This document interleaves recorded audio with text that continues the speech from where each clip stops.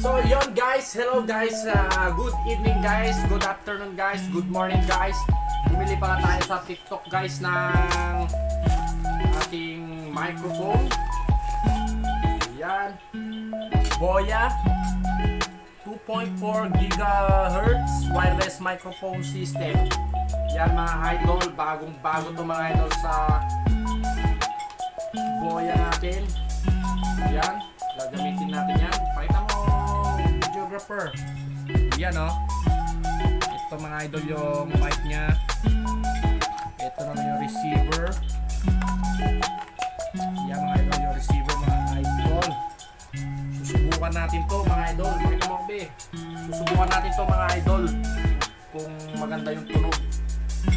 Kasi maganda raw to dahil mayroong noise reduction. Ayan, kung makikita nyo mga idol, may nakalagay na NR.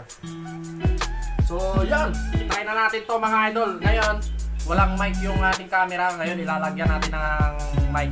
Tignan natin yung pagkakaiba. Let's go! So, ayun mga idol, gamit na natin ngayon yung ating microphone wireless na Boya. Ayan mga idol, sana maganda yung tunog. Di ko pa yan naririnig mga idol, so i-review ko rin mamaya. So check this out. Mayroon na rin palang kasama tong mga idol na Type-C na charger pag nalobat yung ating microphone. Tapos syempre mga idol, kasama rin yung manual para dito natin makikita kung paano natin gamitin yung ating Boya.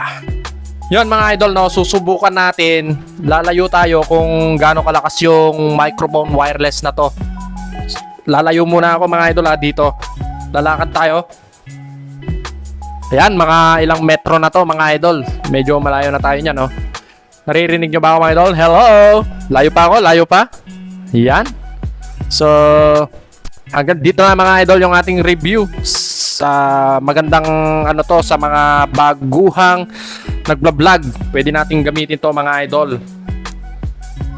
Yon mga idol, nasubukan na natin yung ating Boya version ano to version 1 B10.